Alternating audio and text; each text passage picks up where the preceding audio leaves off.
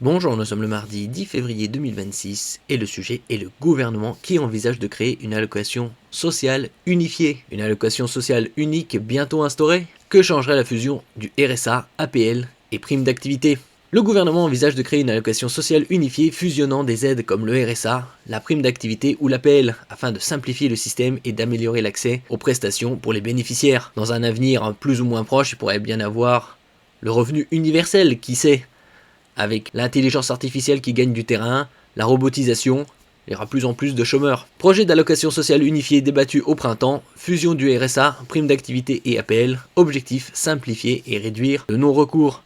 N'oubliez pas de vous abonner pour plus de news nationales, européennes et internationales sur ce monde dans lequel nous vivons. Une réforme majeure en préparation, le chantier d'une allocation sociale unifiée, longtemps évoqué, s'apprête à franchir une étape décisive. C'est en tout cas ce que souhaite le ministre du Travail Jean-Pierre Farandou, qui a exprimé vendredi 6 février 2026 son intention de voir le projet de loi débattu au Parlement dès le printemps, sans recourir au 49.3.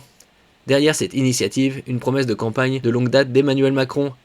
Emmanuel Macron qui va bientôt rentrer dans sa dernière année du second mandat, puisque l'année prochaine il y aura les élections présidentielles, qui visent à refondre l'architecture des prestations sociales françaises. Fusion des aides sociales, quelles ambitions? L'idée principale, regrouper sous une même bannière plusieurs dispositifs existants, notamment le RSA, la prime d'activité et les APL.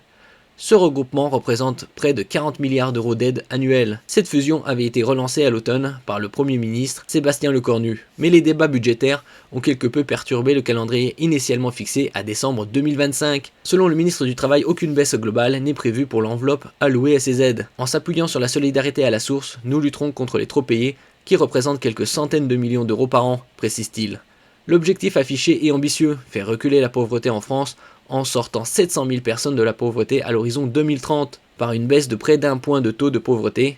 Par ailleurs, il promet qu'à composition égale, un foyer actif touchera toujours davantage qu'un foyer ne vivant que des aides. On a vu au cours de ces 5-6 dernières années, notamment avec l'épisode C19 en 2020-2021, une augmentation du nombre de pauvres en France avec l'inflation qui a été record sur 3-4 ans, elle a été supérieure aux 30 années qui l'ont précédée. Mise en garde et attente du secteur associatif. Les acteurs associatifs accueillent cette annonce avec prudence. Si la simplification administrative pourrait permettre de lutter contre le fléau du non-recours, beaucoup redoutent que cette harmonisation ne se traduise par une diminution des droits pour les publics les plus fragiles ou une harmonisation par le bas.